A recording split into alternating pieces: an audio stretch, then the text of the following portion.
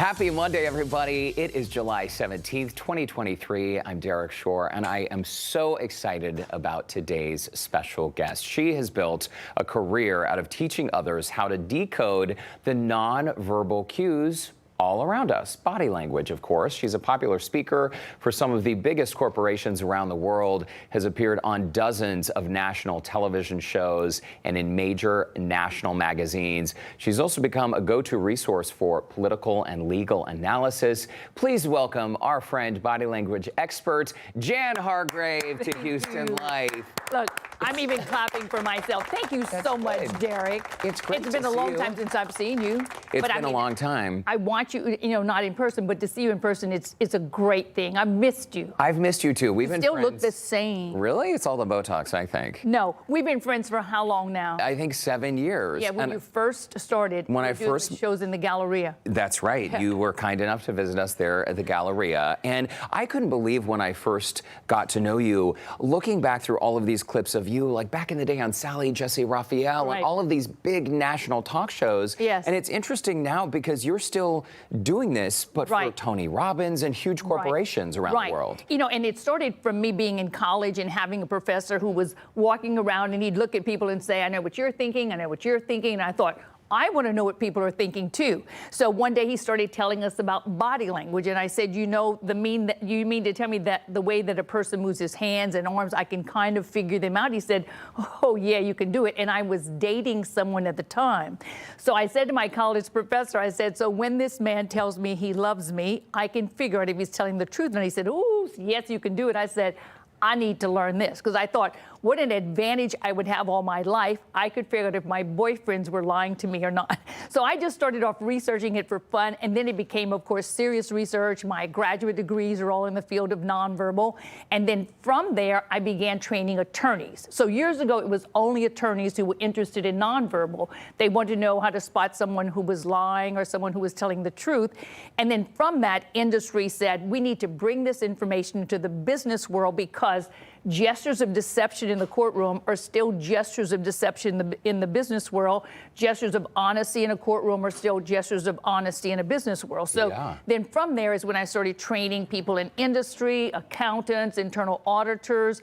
I trained professional poker players. So it just never, ever ends. That is incredible. And I can see how, if, let's say you're the CEO of a company and you're in a conference room or a boardroom, even if you're just speaking to your staff, people want to be trusted and heard and listened to and all of those things. Correct. So what if someone has really good intentions, but maybe their body language is giving the wrong impression? Sure, because actions speak louder than words. And if there is someone who you say to yourself, I cannot pinpoint why I don't trust that person, it is because their gestures are not matching the words that come out of their mouths. For example, if I would say, I like you so much, but my head goes into a no, actions speak louder than words. You believe the action, and you get confused when there is disassociation of gesture and words coming out of the mouth. So people who are genuine and realistic and honest, you don't have to think about it, but your gestures will match the words naturally that are coming out of your mouth. It's a so natural interesting. thing. Well, and we're going to talk after the commercial break. We're going to talk a whole lot more about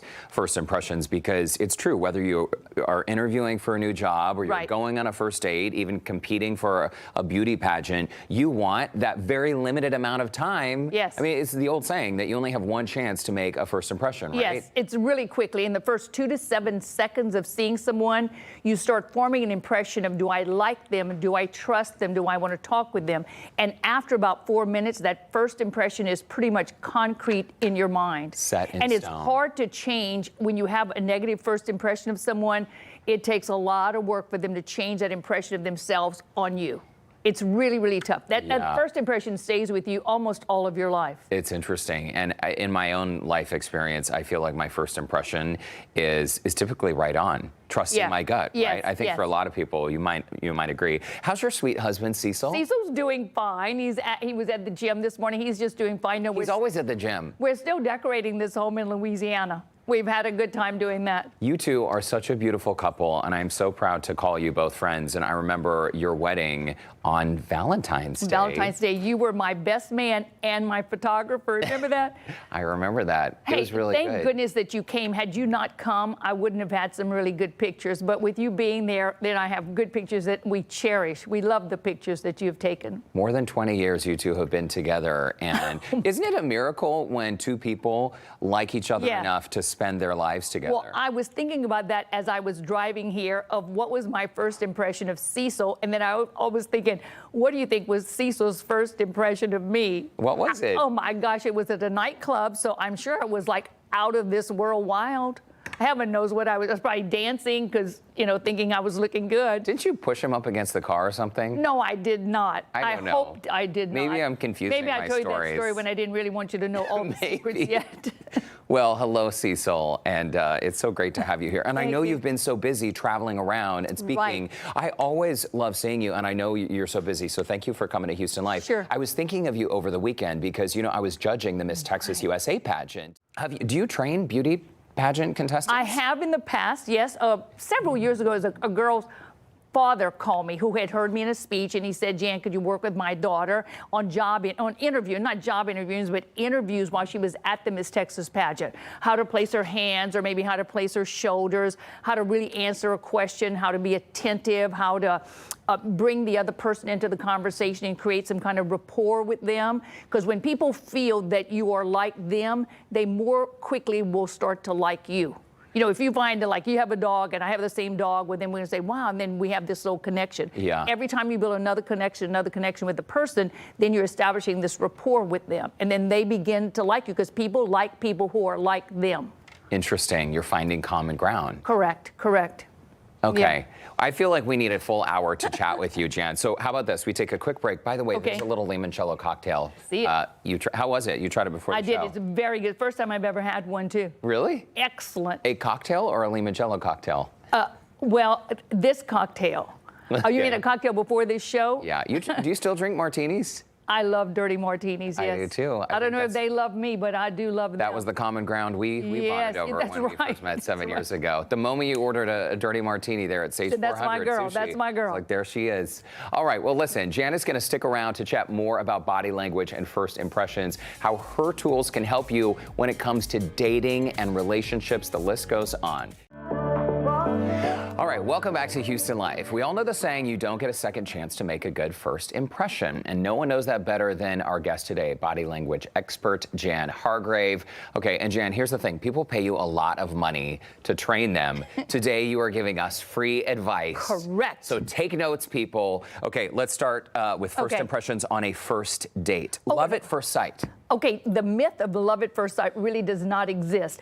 And what happens is this, when you see someone you just find is ultra attractive, that goes back to some kind of ideal thought you have in your mind, something you read in a book, something your parents would have done, someone you saw and you think, and you don't even know why, but you're just immediately attracted to them. But love at first sight really too much does not lead into extended love for full time. It's more so that you're just caught up in that moment because, maybe you're reading a book and they're talking about this handsome guy with the big shoulders, and then you see that and you're thinking, I am in love with this person. Interesting. It's a feeling, it's an emotion, and it's good that it's there. And if you can find love at first sight and extends for all of your lifetime, that I think is a really good thing. Okay, instead, what were you going to say? Sorry to jump in.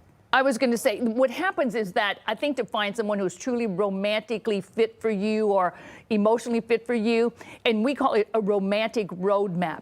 And it's kind of a funny exercise, but I say to people, think of the first person you ever had a crush on. Maybe you were in third grade, fourth grade. You just give me some good points about that person and some negative points about that person. So, I was thinking like in second grade, I had this little boyfriend and I thought that everyone else liked him, so I liked him. I thought he was cute. The teachers liked him too.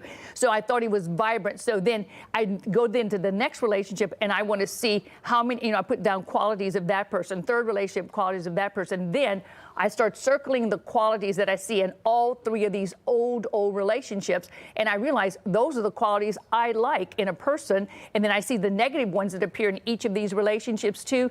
And I realize those are the negative things that I never want to have in a relationship with a person. So and you see, because when those little loves you had when you were young, you kind of dismissed that, but there was something about you emotionally that attracted you to that person. Can you think of someone, when you were a little kid who you liked?